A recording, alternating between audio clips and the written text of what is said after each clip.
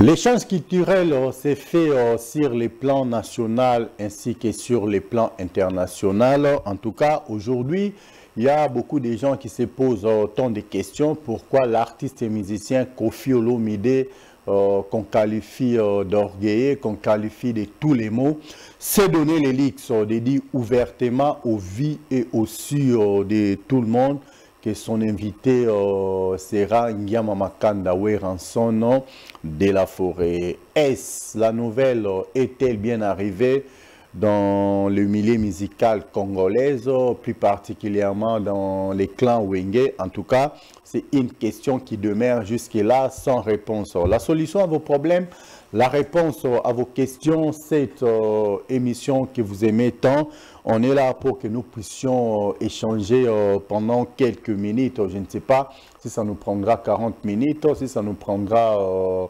50 minutes, tout dépend de la personne qui est derrière la régie. En tout cas, une fois de plus encore, bonsoir et bienvenue dans ces nouveaux numéros. Nabike, Boza Ebele, Boza que se poser tant de questions. Pourquoi seulement Wera?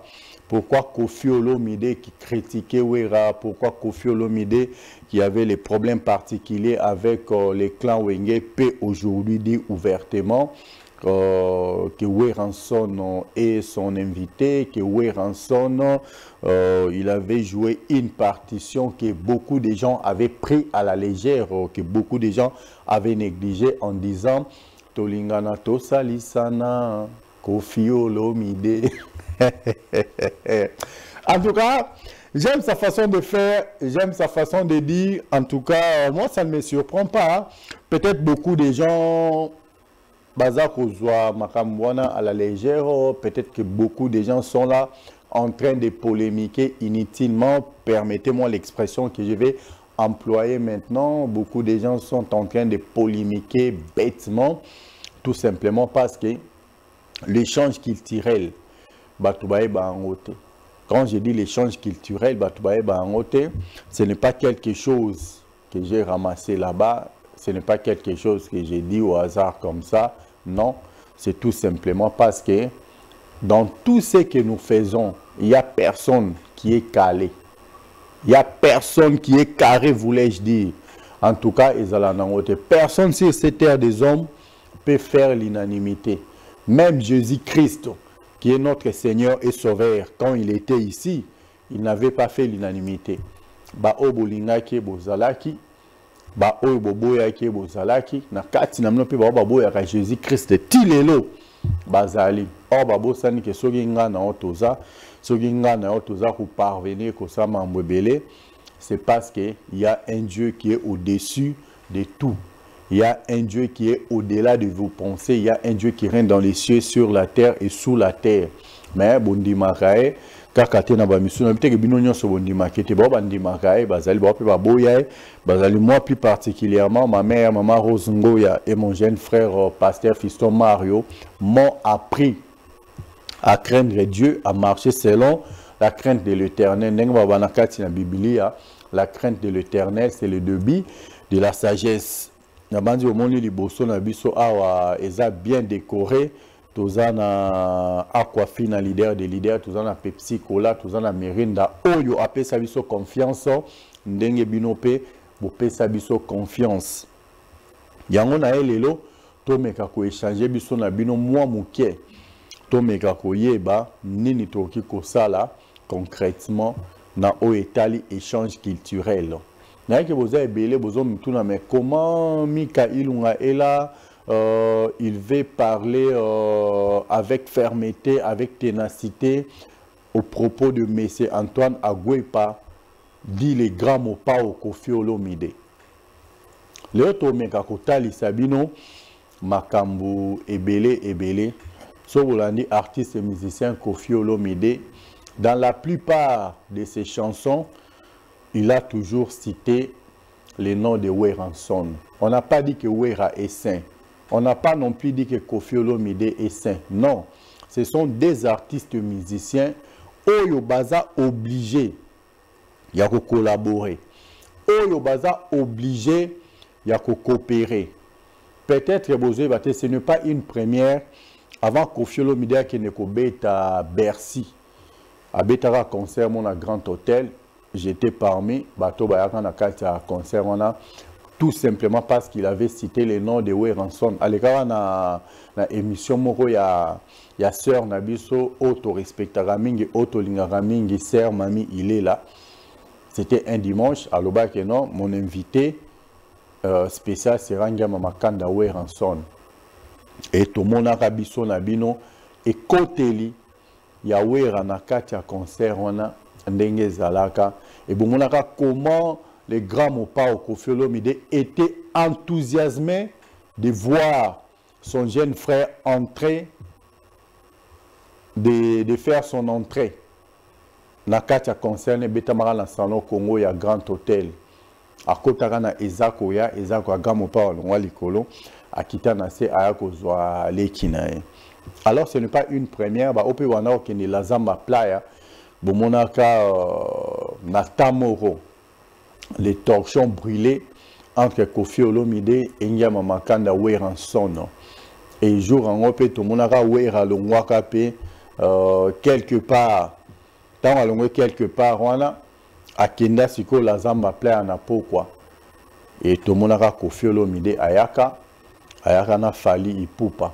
Oya accompagna kae même si lelo bazana ba indifférence na bango eza ya petit na vie na eza ya ex patron ya employeur na employé na ya kala wana eza makambo na bango yango tokolobelela lelo te lelo na ngaki to meka ko marteler un peu sur invitation ya Wera na Koffi Olomide les grands Mopao les Quadraco Raman ayaka na Grand Hôtel de Kinshasa invita Wera. Boumona comment ça s'était passé à cette époque-là.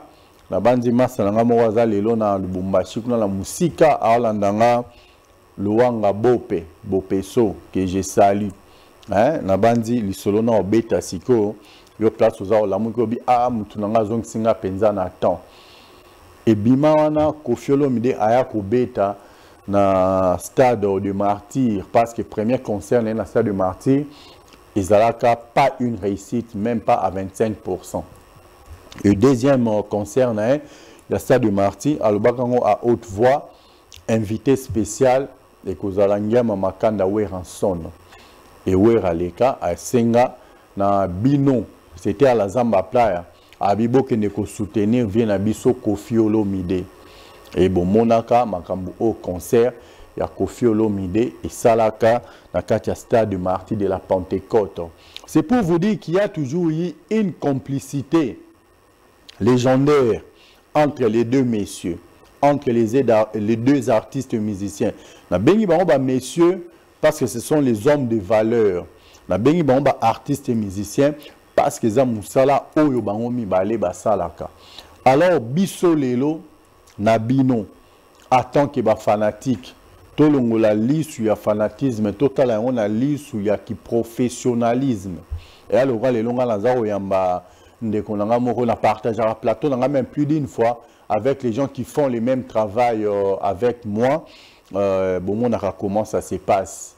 Donc, bon, mais qu'à côté rigueur, t'es pas à Koffi Olomide, binopé, fanatique, il y a maison mère, bon, mais bon, tika, bon, éviter.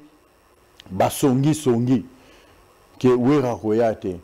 Avant toute chose, Wera Betarape LSC Banda, l'histoire LSC Banda, c'était une première LSC et refoulé monde.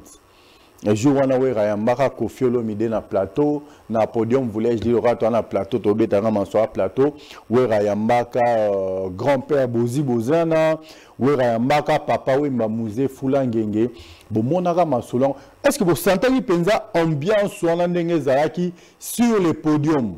On va dire tout le temps toujours et surtout à toi ça la musala moko et puis ça sera toujours et le romoro boy. Wera une production. Comment on appelle ça na Adidas Arena. Lelo Koffi Olomide a invité Wera. Lobi Wera après Adidas Arena parce que tu déjà Adidas Arena ma solo ndenge école là. Mais après Adidas Arena, Wera peut aussi inviter son grand frère Koffi Olomide. en dépit à makambo nyonso oyo alingaka ete oyo azalaka motema mabe mais Kofi apesaka bino eloko moko na yambaka je crois c'était Francis Kakonde, oui pas je crois c'était Francis Kakonde asa Francis Kakonde abemoni eloko moko oyo nga nalingaka et pas le roi de la forêt ambassadeur de la paix hein ah mais Francis après d'après tout toza pendenge moko te hein Francis toza ndenge moko te hein donc vous sentez que vieux azongaka a kokende na mais emosoka tali azongi abike non on les a les phénomènes combien de fois il a immortalisé Weranson nakati ya banzembo nae combien de fois il a immortalisé même l'enfant de Weranson, même la femme de Weranson, Kofi Olomide et Kofi Olomide, c'est sa nature. Il n'est pas mauvais. D'autres c'est la qualification. Une invitation quand on est né. Azaya nae. Kofi Amboula mona frère Patrice T. Kofi Amboula mona Jonathan BCT. Na tangi ba grand frère ya Wera direct. Kofi Aza vient na bango. Alors par respect, par considération, le fait que Kofi Olomide est passé à la télé et pas ici à Kinshasa, à l'étranger, pour dire que non, je m'aimerais bien. Vous sentir, hein, nuance en zokena, na verbe, comment est-ce que le verbe est conjugué? Je m'aimerais bien retrouver mon frère, mon jeune frère, Ngiama Makanda Weranson, le phénomène, et que ça l'engaille bien, que partager na lisusu podium moko. Combien de personnes alinga musique à Wera, alinga musique à Kofi? Combien de personnes alinga musique à Kofi, alinga musique à Wera? Mais tant que les violons là ne s'accordent pas, ou quand les violons ne s'accordaient plus entre Weranson et Kofi Olomide, pensez-vous que bato bandaka kolinga musique ya Werana ya Kofi et banda sa bango plaisir musu distraction les avandi ne na ndaku ache musique ya Wera longola ache musique ya Kofi longo donc baza ba vedette préférée ne baza ba star préférée na et cette personne là maintenant vandi lelo atali que non les Rambo arobeta na ING Arena invité na le phénomène Ngama Makanda Weranson. Ne voyez-vous pas que les gens vont se déplacer pour aller retrouver Wera et Kofi sur le même podium? Vous avez beau ça na ebele, hein, ce Holandi premier album ya Wenge Musique à Maison Mère. Nanzembo ya Chantal Switzerland, Weranson avait immortalisé son vieux Kofi Olomide. Kofi Olomide Akram a salé le bino na ba geste au Kofi asalaka. Po boye ba non e wutaki na kati na e. Et le fait que Wera avait fait ça, et la kisi considération, Kofi Olomide, il avait dédicacé combien des artistes et musiciens, Nanzemboana, Tubona, Chantal Switzerland, Oyezalaka à l'époque hymne national. Beaucoup qui ne fêtaient sans que Chantal Switzerland ait bêta. Au cas les cas parcelles, Moko Yami Balé, sans que Chantal Switzerland ait zangako bêta. C'est comme la hymne national. Je sais même aujourd'hui, quand cette chanson-là, Ezako Beta, Batobele Valela, Ba Nostalgie Zali, Nzemboane Boma Mabala Ebele, Nzemboane Zongisa Mabala Ebele, à Chantal Switzerland, je dis bien. Nabi Chantal Biste, mais Chantal Switzerland. Okoza Okabwana Kana Mutuno Moko Kala. Bwanda linganze mwa bino mbale tamboza koyemba ngo betelaka muto komane sika anzembo na kanisa kanango mutu telier déjà ini nzembwana et ya ça par hasard mutana ya kutozo Chantal Switzerland des obeta peut-être que tu pleures parce que je suis parmi les victimes onzembwana Chantal Switzerland et les lisa les passés na ngai pe ebele Chantal Switzerland de banda les lisa bango ezala ki soki peut-être tozana ba problème alga reconquérir motema na arobenga ngakaka.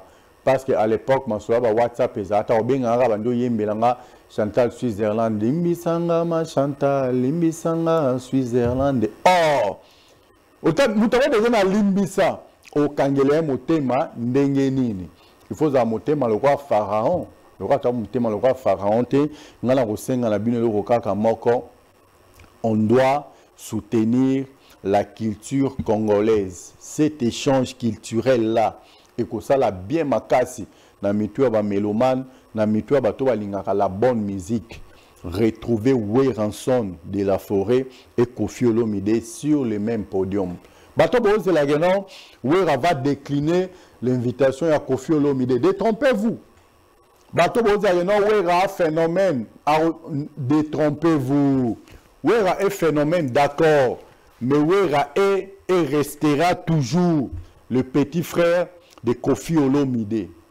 Yaya Nawa Bengio. Oye Bisae Nontin. Et bananeni Bisae non. Et bananeni, expliquez-moi un peu. Dites-moi. Yo vana ya na bino a quartier à Bengio. Abige non.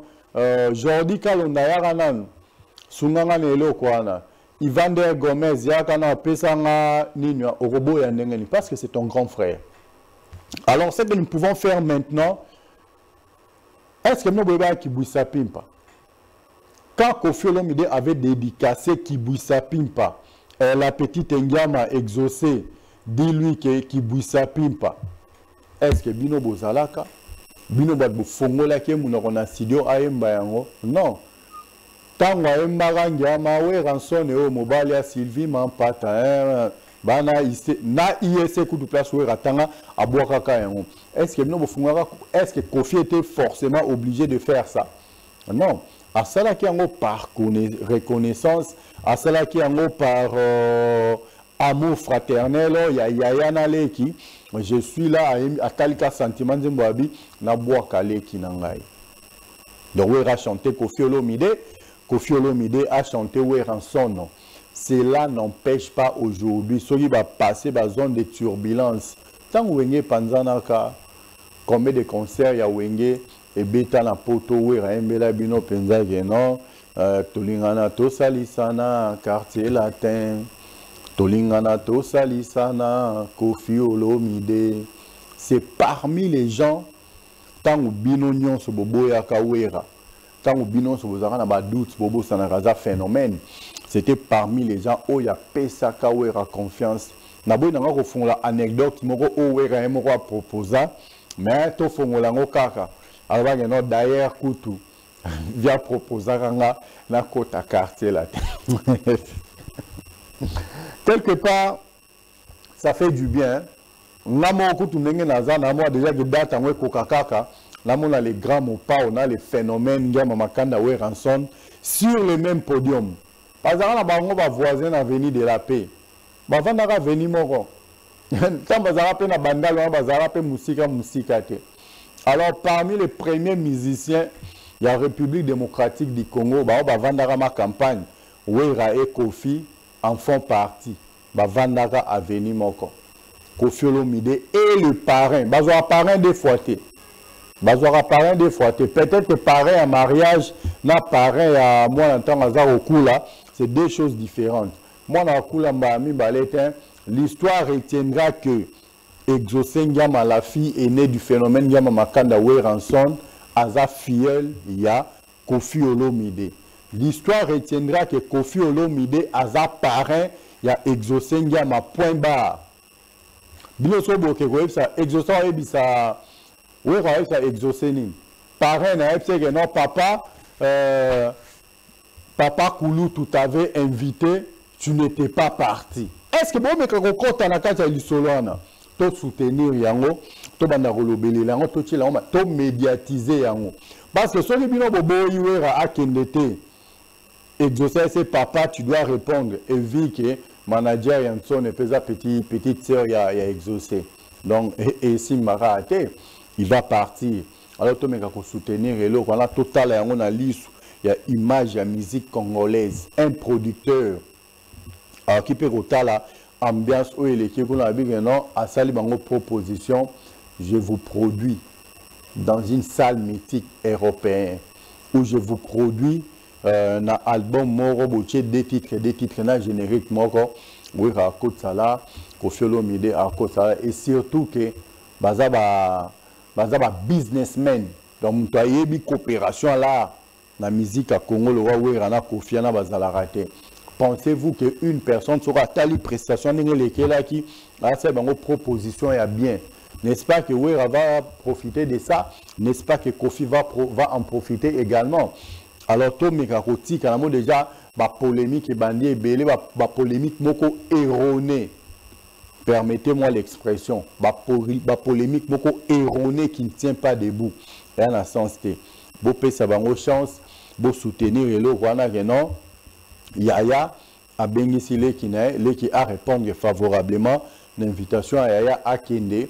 Ça va vendre encore davantage la musique congolaise. Ça fera en sorte que non, musique n'a pas saison parce que ouais, ça me le Rwanda à le bas non. Union so au baboto la biso na 15 ans. N'a la capacité, n'a la possibilité de récupérer en haut na 1 heure. N'est-ce pas, depuis que via Beta hier à Beta Arena Grand Paris. Bah conseil Betina Sima la boy nanga kotanga ba komo musiciens nyo so Betina Sima pour ne pas léser tous ces musiciens. Moi je respecte tout le monde. Botanga ngandu le moko o liso na ngozo beta malelo botanga ngandu le moko o baza ko beta ngona banganda o baza ko beta mani le rwandu le wana ya Arena Grand Paris et à ngoté. Le phénomène à l'homme aux grands événements. Alors, quand on a récupéré en haut, à 1 heure, à récupérer retard, celui à 10 ans, celui à 15 ans, à 1 heure. Et maintenant, aujourd'hui, la dernière fois, au Tomonaka, Wera et Kofi sur le même podium, sur la même scène, et Zalaka, Nandoule a laissé à Weranson. Bomonaka ambiance au Zalaka. Wera Tuna abime, na la samba, ça abime. Les grands moupao, na moni oyepena petit nabiso, petit fali. Hein? Asenga fali, ayemba. Je m'excuse, les grands moupao pena tournae, abime na moni petit nabiso azana héritier. Donc c'est ça qu'on appelle l'échange culturel. Donc là na bord na mais na ebi bato bazana na kati bord na yo. Yo posa na bord na yo, mais oyebi ke bato bazana na kati bord na. C'est comme ça que ça se passe. Alors, bon, c'est là, bon, les deux belles voix mélancoliques et Gozala sur scène. Bachela Bino plus d'une fois, Kofi Olomide en train de répéter Kala Ibwingi de Weranson. Ça dit trop. Ça dit beaucoup. Les grands mopas Kofi Olomide avec son orchestre en train de répéter Kala Ibwingi du phénomène Yama Makanda Weranson. Matabino Moko. Et à bêta non seulement version originale. Il y a Kala Ibwingi a mixé les deux, a bêti version originale, il y a Kala Ibwingi a bêti Kala Ibwingi version maison mère. Donc, bah, vos cognons, c'est salama. Na Kala Ibwingi, il y a BCBG, tout est un 4x4. Kala Ibwingi a maison mère, nyon sauvé a bêta yango, a kotana, na kotana, na seben nango. Est-ce que bino mokotambo vandaki? Toki kocha elo, kwa na ate pour le droit d'auteur. Ça a été diffusé quelque part. Biso moyen tocha peut-être exact et causer biso un problème et belé. Une personne qui se donne les listes Kofi est mauvais, d'accord, mais il a fait jouer son orchestre. Nasima Mukongo ya Wera. Baruka na kalisusu na Wera te na bana wenge balingaka ete ndenge boyebi. Mais ba bêta version originale, la version révisée, il y a Kala Ibwingi donc version tout est un 4x4, la version maison mère. Ba bêta yango et kangama et ba mission ne ba interpréter ba vocaux wana correctement et parfaitement et lo belabine lo roté kota la siko lelo Wera invité Kofi invité Wera na ING Arena ba betine Kala Ibwingi grand mo pa ko dame yango ba betine Kala Ibwingi ba betine nzembo moko ya Kofi Olomide Wera lingaka to ayembaka imbango boye ezokima ngai ya sogeye na kiko koyema okandenge na plateau awa. C'est pour vous dire que ba musicien ba kiko ina na libanda na kati na bango bolingo ezali. Anda beta na tikali 16-0 na tikali maboko pamba. Momina nga ke donc on comprend que non la voix na mais ayembi Kofi Olomide. Kofi Olomide chante Weranson avec sa voix. Et maintenant réunir de des artistes musiciens sur le même podium. Sur l'invitation, il y a grand frère, à Bengisi petit frère nae, Babeta Siko et le moko na podium.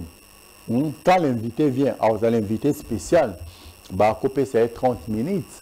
Dans 30 minutes, on m'a envoyé que les rebelles, ouais rappé décrocher un contrat quand on a ING Arena.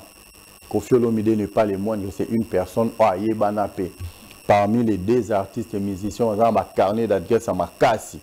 Awa et pas un président africain, c'est Wera et Koffi Olomide, sans polémique. Je dis bien parmi les deux artistes et musiciens, on a un carnet d'adresse à Makassi chez le président africain, c'est Wera et Koffi Olomide. Si quelqu'un me dit le contraire, aya na plateau aya bisanga botan et la musicien mon côté la peut-être que musicien congolais msou azana ba carnet d'adresse et pas ba président africain, mais les deux musiciens congolais oyo baza na ba carnet d'adresse ya makasi na ba président africain, c'est Wera et Koffi Olomide.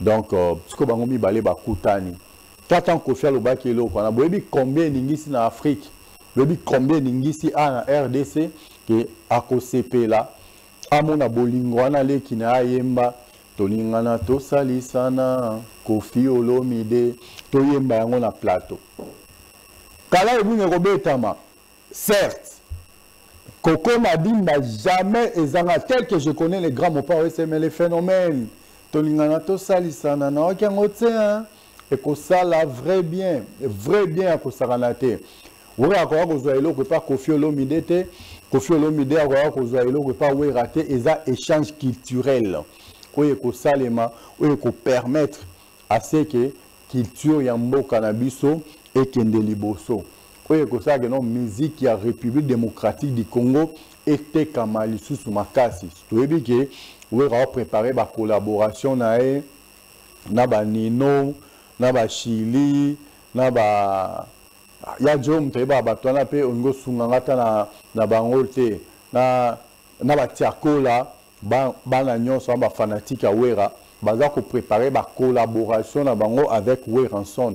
Certes après collaboration na Wera ba que notre premier mi-temps Arena Grand Paris, deuxième mi-temps au monde déjà ils a Adidas Arena et troisième mi-temps et kozalaba qui premier mi-temps ils allaient deuxième mi-temps ils a troisième mi-temps ils a fait éviter ce troisième mi-temps et kozalaba mais moi personnellement en tant que une personne qui a beaucoup contribué tant soit peu na ba o baebi pour na wenge musique à maison mère en tout cas na ça le phénomène vieux il faut bêta corps il faut répondre favorablement à l'invitation ya Kulu tunayo ngamoro naza so na bengi leki na ngamoro tuzali ne ba colite ya que non yaka aboyi na osilika so na bengi leki na ngamoro tosara ne karaté Shotokan leki na ngamoro tosara ne karaté taekwondo leki na ngamoro tosara ne judo leki na ngamoro tosara ne boxe to full contact po biloko na lobby na ba leki kuna ya ba coopération tosala soka ebisinga non et ça la nga passe na bikoza mutu grand esprit mutu kutu asalela ka nzembo ya mabe achena mutu akokani na elongi nao maintenant asalisaka batu baka ko solliciter ba ça festival première édition le même personne va solliciter pour lancer sa festival ba tchakombo na on akati okenda ou beta correctement pour l'accès à nyonso malgré coup que mboule ezaka mais l'accès à nyonso koza grand esprit.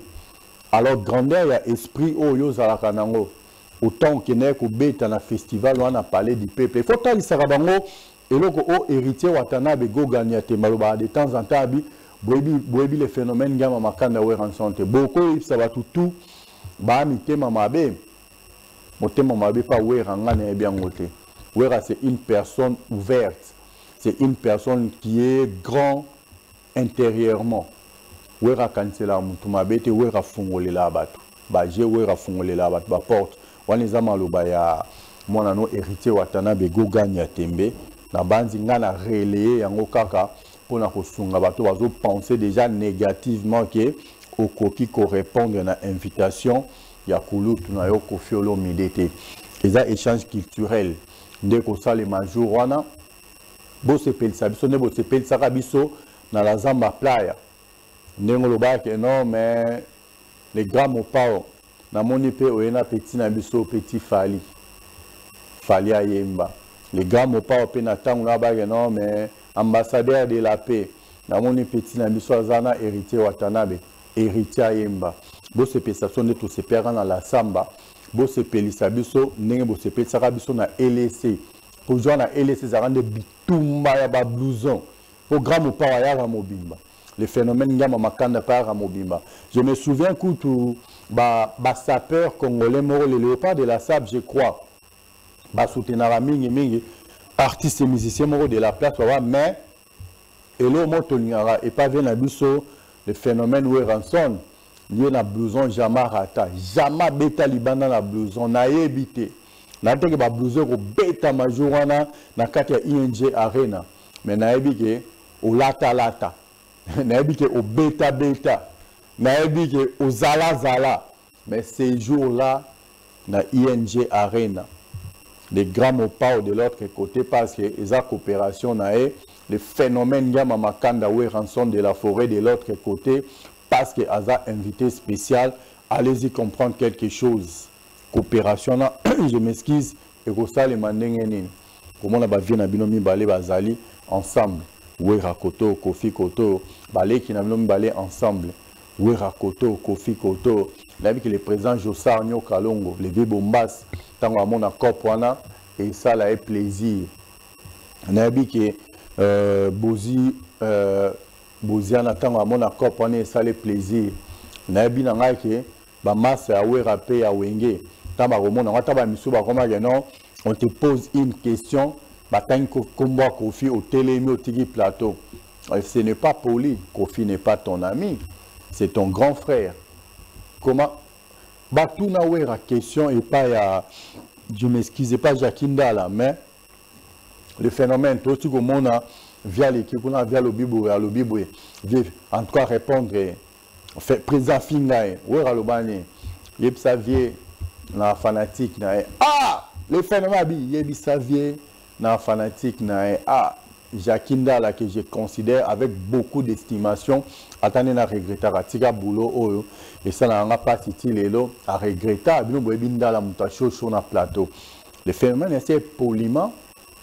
Yebisa vie dans un fanatique na wera télémaratin lorsque au télémara on te parle de Kofi Olomide au télémi au biminde peso 6 c'est comme ça musicien non au tikara place au salara au zalaga ningo zalagana et ko changer et loko ataya awate na via Kofi Olomide ngai bila ngala ba misera mibale na kati ya clan wenge o ezara via lotara bango so via vandi a raisonner oyo Barami balé na tanga nanga bakombo na wate moko za wera boyebi mususu pe boyebi mais na tanga na kombo na été pour des raisons ou des convenances personnelles mais ngana kosenga na ba fanatique tout ya maison mère ba o bino bokolo ba propos na bino ba suggestion na bino ba réaction na bino nous serons là pour vous répondre nous serons là pour que nous puissions ensemble chercher des voies et moyens comment faire. Qu'est-ce que le vieux peut faire concrètement? Mais tel que je connais le phénomène Yama Makanda ou ranson, vieux à Pesa, coopération, invitation officielle à la télé. Où on ne peut pas décliner l'invitation. Ce qui me bimi na boule, que on a chabambongo na ngai, na betisa wera jour Kofia Robeta, on a Kinshasa, on a Afrique quelque part. Rassurez-vous que wera ne le fera pas, à moins qu'il soit malade. Mais le roi Zam Tumora apte de temps en temps, il travaille le matin pour être en forme. Boromo na wera na ING Arena, à côté de son vieux Kofi Olomide. Kofi Olomide qui a contribué beaucoup na ba conseil nae na musika na kati ya maison mère. Beaucoup ba o ba yebi wape ba yebi te. Est-ce que qui pouvait croire? Et bien là on a le phénomène mon abi ah d'ailleurs coûte et les qu'il a ces cas qui va payer sa proposition et pas Kofi Olomide na kota quartier latin. Est-ce que moment un choc vient Zouaka? Est-ce que nous avons un peu considération peu de l'autre côté Zalaka il y a Kofi Olomide pour d'ailleurs notre chef d'orchestre au Salaboué wenge pendant mes ballons bango tout bakei mais faire Kofi Olomide à sa proposition n'est pas bébé et bonja Vers Kofi Olomide sa proposition là et pas à Didier Massé là. Pourquoi ça on pas Wera? C'est une personne Makila va te coûter naturellement, sans effort. C'est une personne que Kofi Olomide avait adoptée sans effort. Kofi est plus âgé que Wera. Normalement, et musicalement, Kofi est encore plus âgé que Wera. Donc Wera a eu musique à Kofi Olomide avant à comme musicien. Kofi Olomide azalaka admirateur ya Wera. D'ailleurs, c'était celui qui était plus proche de moi. C'était celui qui était plus près de moi. Mais babitonga tonga na bino. Basongi songi na bino. Bokota na kati boluka bo panza yaya na leki na e. Boganya nini. Histoire ko chanja raté. Etika nango libéra mututu ebi que non. La fille est née, papa. Le premier ou la première de tes entrailles. Aux autres pensants, non, oui, il fallait que les parents exaucés. Même sur le plan musical, même en dehors, il y a musique. Alors, non, aux parents, mais c'est très significatif. Tant que vous Kofi Olomide Akram, hein, parents exaucés. Vous voyez comment vous allez là, moi, oui, comment wera lingaka mwana na ewana na kumisi kolo nzambe na exaucé nanga ça dit tout na pesi nguya na kembo na molimo na kolo nzambe et elobi nyonso donc azo mwana na e a dédié na nzambe azo mwana na e akumisi nzambe nenga pesa mwana na Dieu a exaucé ma prière a pesi nga exaucé ozu siko exaucé wana parrain na e Kofi Olomide, mais non. Vieux, il faut dire Nandou Lewana. Yaya Nao a pesio valeur. Yaya Nao a considéré, on a considéré le bien publiquement que yo a kosepe la makasi au partager na podium wana. Abi bon on a sens mususu. Surtout talele on a sens propre, c'est très profond. Tolingana tosalisana Kofi Olomide. Version Wera et Kofi sur le même podium. Kofi na podium. Je sais que tu vas citer tant de musiciens congolais parce que vous avez une polémique dans les musiciens congolais. Vous avez un problème dans les musiciens congolais. Après ça, Ekoya, Ekolongola, Eloko Moko na kati na Ote Kolongola, Eloko Moko na kati ya Kofi Olomide. Pourquoi pas? Montumoko Bimalobi a proposé Bino album moko ya 4 titres. Ochemi Balé, Kofi Achemi Balé, Obetina générique le roi 5 et Roselo Moko bien. To viva wake up kala. Vivez beaucoup la zaralisu, to vivre sikoyo wake up wake up ko papa Wemba Kofi Olomide we ransom Kofi Olomide. Botalara coopération nenge sala et ça c'est vrai bien. Viens à signer pardon na plateau. Pour priver biso sentiment te pour prouver biso elengana te que les grands mopao ala taranae que les grands mopao azane na makambu na mais tu dis que vie au beta que les phénomènes au lata mais au lubarate to sentir en joie quand tu vivras on a LSC quand tu vivras on a la samba pla quand tu vivras on a grand hôtel de Kinshasa. Tout le monde a le phénomène Yama Makanda Weranson de la forêt et Kofi Olomide sur le même podium. Vous avez Tindika Indusa, vous avez Yemba. Je sais que les gens vont pleurer ces jours-là à la maison. Je sais que Moukola na poto mabala mususu et Salamara na concert à LC Koufa et Kozonga par nostalgie. Ba kutana to kutana ko to que mabala musupe Koufa na Kisasa et Kozonga pona moi ça que nane kota wera mobala ke nane côté à Kofi tala moni eloko ane salami et ça penza vrai bien les communicateurs il y a maison mère ngapi na tindeli bino message boye bisavie makamuna c'était vous pouvez bien comme ma contribution la bino so déjà bien te que via kendete mais na que tant exaucer ngiama akoloba na lito ya vie c'est que non papa tu dois jouer. Wera yoga exaucé, wera yoga binoté. Tant infinitif, Didi Kinwani, a Bisa, wera genon, le phénomène, il y a un bengio na concert, tu dois jouer. Oui, il y a Didi. Tant qu'il y a Didi, il y a aussi la maison mère. Bien que ça te passe, il y a des maison mère à peine à temps normal. Ils ont dans niveau de la musique congolaise. Il y a des mécènes congolais, ils ont Muntumoko Oyo à Simba maison mère. Le roi y a Didi n'a habité. Bon, il était le très célèbre Jackie Lunga étage à Souka à Zalaka. Bon, il était le très célèbre Jackie Lunga étage à Souka à Rosala. Mais il y a Didi Kinwani. Reste il y a Didi Kinwani. Dans limité que soit le phénomène que non, il faut aucun nérobéta concert wana il y a Didi non. Dans limité, l'honorable le plus célèbre de la ville-province de Kinshasa et de la République démocratique du Congo. Il y a Pacho Panda. Soit ici Ndekonae, Mastaner, non, Ntsone. Il y a pas ici tout là. Il faut qu'il y ait. Dans limité à Roboya. Ceux qui sont Simandou, Léwana, il y a Didier PC Accord, il y a Pacho Panda PC Accord, Yemoko, la princesse Exosengiama, à PC Accord, à Super Neg, non, il faut bêta. Manager Neg, Gladingiama, ceux qui y en a lobby, non, Père au bêta. Je ne pense pas que Gladi dira le contraire. Alors, comme il faut soutenir échange culturel, on voulait-je dire, et que ça et le mot bien, comme on a les deux grands qui ont écrit leur nom dans la musique congolaise, ensemble sur le même podium, Bazar Obeta sans parti pris. Oui, Rana la Racha Kofi, Kofi Pana la Racha, oui, raté, échange culturel, on a qu'à rendre ça la bien. Bah, fanatique combien maison mère, bah, Rolonga Baya Kota la coopération, bah, fanatique combien quartier latin, bah, Rosala heureux. Il y a Romona Wera et Kofi Olomide sur le même podium. Alors, on a reçu un binoka et le remoko, Toti Kabiloba, le bateau de Karota la Makambu, sur une mauvaise route.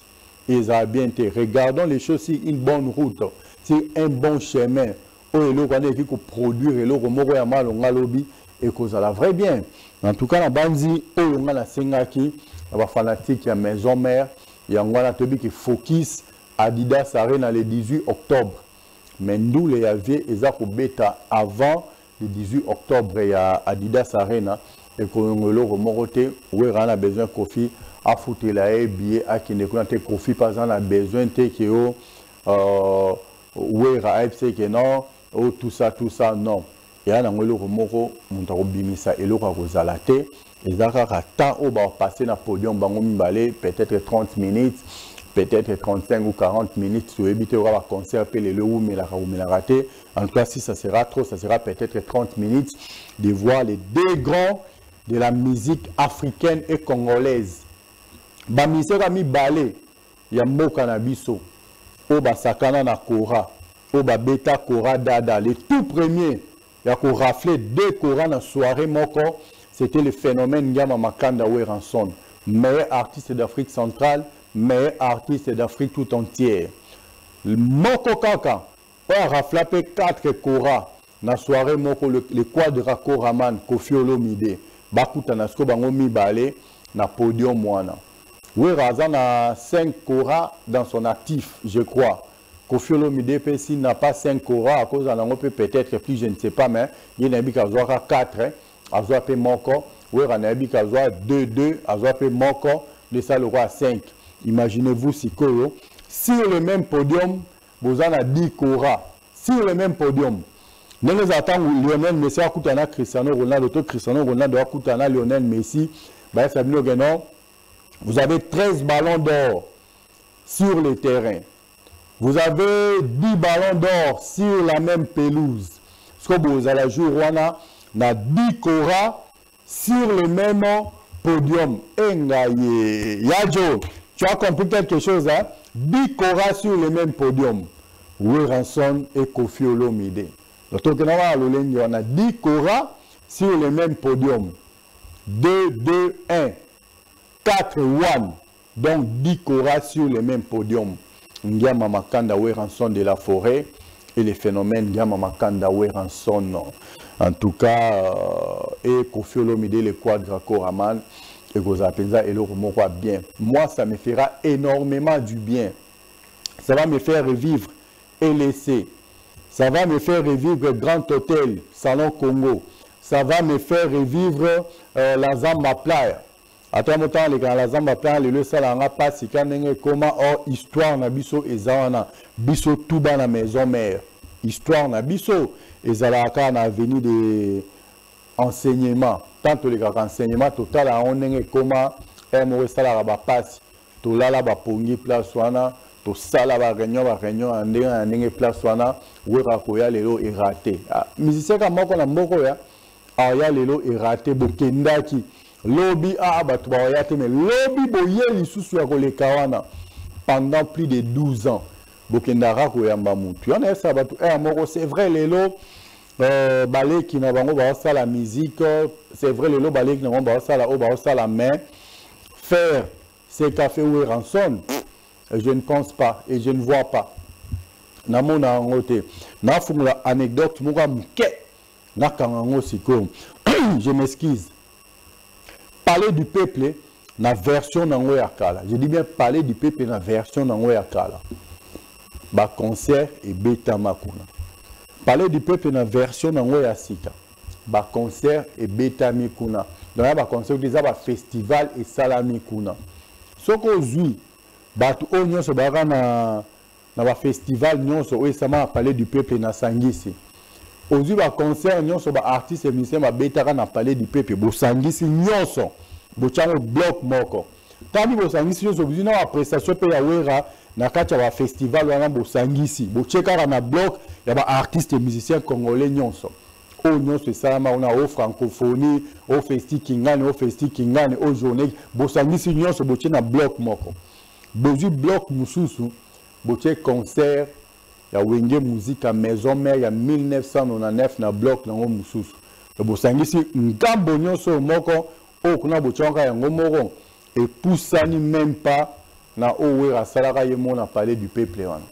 Parce que version ya kala. Nzela ne goma triomphal et kangama. Biska ba tonge no asan ke sogi culturel, sogi nini. Banzete zanga zamba ba avocat mtatanga na ISP la tanga pemeni na alima mna loba batu tilikolo banzete nzeleza lisusu te sko boye sanga muntu marque ana phénomène banda place wana le phénomène ngana makanda we ranson. Je me souviens encore les années émission on a le kana chaîne moko à l'époque bacha eloko moko ezala ba rubrique c'est dont on parle au moins la Kenya solo congolais à solo tambika c'est dont on parle à comprendre de ces émissions parce que je ne peux pas faire une citation d'une émission dans une autre émission. Je crois que vous me comprenez un peu. Et parce que c'est dont on parle, le phénomène de Makana, mais non, c'était du jamais vu. Naïebité, solitude et le corpona et au salamaka. Même ma martyr tout bêta, bani tout bêta, corpo et bêta mara parlé du peuple. Naïebité sur les Rosalaka Lissous. Donc ça nous bloque à l'événement tout récemment à parler du peuple. Ngambo moko, au sanisi ngambo mususu ye moko, wera ya cheval, 1999. Mais non, dit jamais vu. Il y en a aussi l'autre okumisa ba musicien na bisoba royal et loba na 5e génération, ba na génération berceau, mais il faut respecter ces messieurs. C'est un vrai phénomène, le phénomène de la musique congolaise et africaine, le phénomène de la musique mondiale. Oh babimara na Château Rouge, batuna la police à Bima, mais c'est qui ça? C'est le phénomène où ranson banzele kangama ba charrette bima nanziana ba chevaux, mokili donc embouteillage moko di jamais vu. Kota asko lelo batu ba obeta na bango, batu bana ba succès ne bolo ba ba succès mais allez faire ce qu'avait fait Wera. Tous les musiciens au va faire la coopération lelo ba ya na ba kenda ba poto wa zonga rati. Na na rate go to ko ya musicien ki ngani. Bamisuku bakangaka bambe bakangi ba libérer bazonga tout le monde a l'absolu makambo wana te. Donc respectons Wera, considérons Wera les jours où moi Mika je serai ministre de la culture ou gouverneur de la ville province de Kinshasa, monument les arara entre palais du peuple na stade de martyr. Ba olongola monument na ba te sobe signifiera nini ba kochara monument ya Wera place parce que c'est le recordman. Histoire à parler du peuple, c'est le recordman de stade de martyr. Maintenant, entre les deux, Bozu monument n'a pas posé place, ça fera du bien. Bozu a été les coopérations en tant que non, l'histoire retiendra. Il y a des vidéos. tous les concerts, sans exception, au Betama, la palais du peuple na martyr, bah image ezali. Là, mon frère Nabiso Mike Kalamba, non, en tout cas, Yaya Nangai, le phénomène Gama Makanda Owe Ranson, où Yazako détenir record ya stade de martyr, na ko senga aza na concert na amona ndenge na ko détrôner record na. C'est vrai. Pasteur Mike Kalamba ya kotaka na cours des grands jours wana. Mokili zalaka batu bayaka par rapport à concert mususu mais akoma kakate. Ya on a aussi na ba congolais le moko quand vous avez une personne qui est aimée naturellement d'autres kokoti sakae ba makambo ebele be na mutu bomona même ba master ne mususu na kacha clan na bango ba petit na mususu ba ole ka walo ba di n'importe quoi bi na soto simbi kuna eloko ezate. Parlons de Wera négativement. Bato otale la biso amsu ba bita ba concert ba salle vide.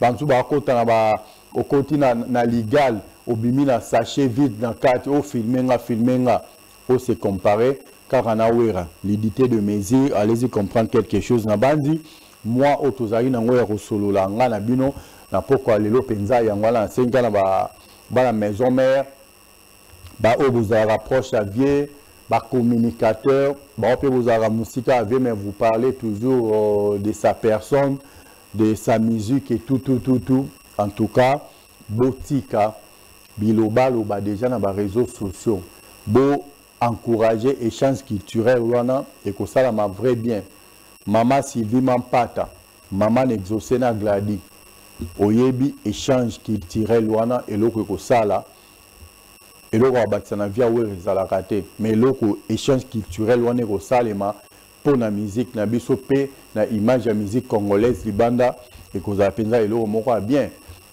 je m'excuse biso soto roboya mais soyo ebisi ya Noël wana za parrain à exaucer que nous répondre à une invitation na et que ça la vrai bien babi derrière un grand homme une grande dame.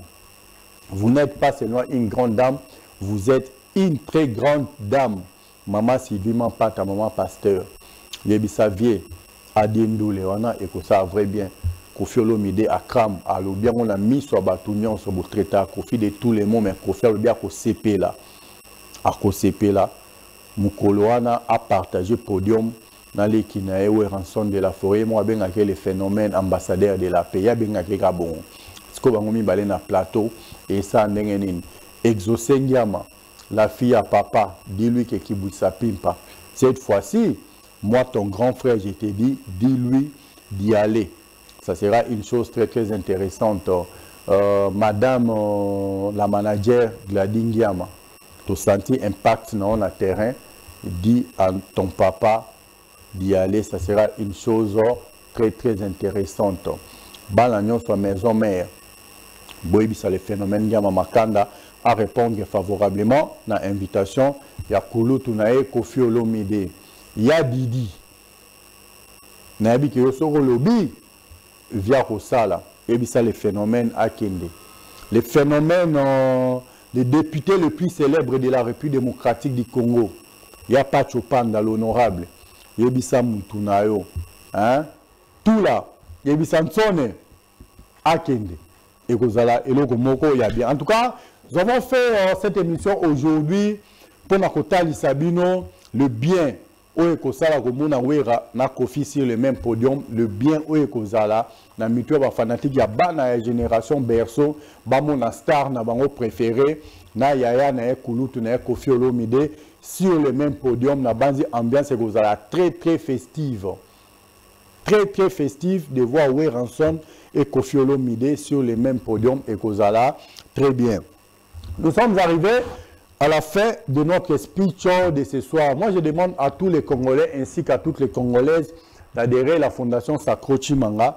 À la Fondation Sacro Chimanga, nous vivons pour les autres. Très bientôt là, c'est déjà la rentrée scolaire. La Fondation Sacro Chimanga sera là pour répondre aux besoins de tous les enfants orphelins, aux besoins de tous les enfants qui seront dans les besoins. Nous le savons que les chefs de l'État avaient fait en sorte qu'il y ait gratuité de l'enseignement. Mais avec la Fondation Sacro Chimanga, vous aurez ce qu'il faut pour que vous puissiez aller à l'école paisiblement. Je te salue, le papa de Jojo Samuel.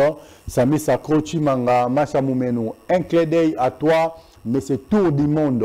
Grand prêtre pasteur Fiston Mario, le multimilliardaire silencieux, Elon Musk est congolais, celui qui a la capacité, la possibilité de payer toutes les dettes congolaises en une fraction de seconde. Balobi, Nyon se paie Samaranango, Membala Oyo, na kati garage, na ba couronne à René Ami Balé Yassé, na Yalikolo. So, tkana Yalikolo, au Pessinga Yassé. So, tkana Yassé, au Pessinga Yalikolo. En tout cas, on va comprendre que non, couronne à René, Yami Balé et Bakisami, dans la ville province, ya Kinshasa. Moi, je te salue, Balobi, Moulela Mouimpa, tu as propre, tu as soin, tu as beauté. Joline Tumba, Joline Zela, Amine, le roi porte à l'eau là, en tout cas. Clin d'œil et gros bisous à toi. Namusika Biska Okolandabiso, moi, je te dis l'intégralité de notre speech de ce soir à toi, grand prêtre mère boss. Hein, Balobi, la très distinguée première dame de sa république, l'impératrice de son empire, la reine de son royaume, grand prêtre mère boss, la définition d'une beauté parfaite, la belle précieuse perle noire et rare, espérance Kaouma, il y a espérance. En tout cas, je te dis l'intégralité de notre speech de ce soir. À tous les Congolais ainsi qu'à toutes les Congolaises, merci de nous faire confiance. Abonnez-vous encore très massivement sur notre chaîne Global Congo. Comme vous le savez, à travers cette chaîne, nous vous donnons des informations très précises avec beaucoup plus de professionnalisme et en toute honorabilité. En tout cas, ça nous fera énormément du bien.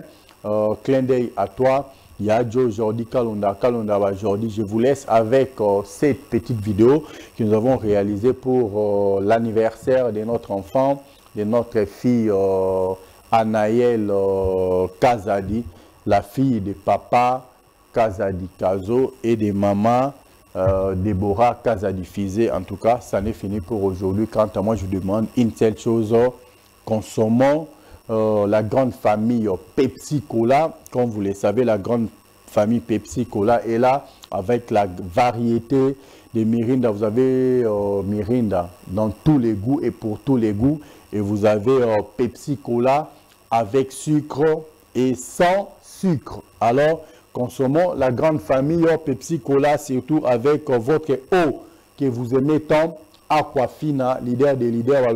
Quand nous dormons la nuit, nos corps sont hydratés. Une seule façon, un seul moyen d'hydrater les corps à 100% le matin, c'est de consommer Aquafina. Comme vous le savez, l'eau, c'est la vie. Alors consommons Aquafina. Nos 800 mètres de profondeur de forage, en tout cas, c'est l'eau qu'il vous faut de 0 à 127 ans. Consommons Aquafina. Ça nous fera énormément du bien. Ça n'est fini pour aujourd'hui. On se retrouve prochainement pour un nouveau numéro. Quant à moi, je vous dis bye bye. Restez toujours branchés sur nos antennes de Congo Base Télévision. Merci et de Global Congo. Merci.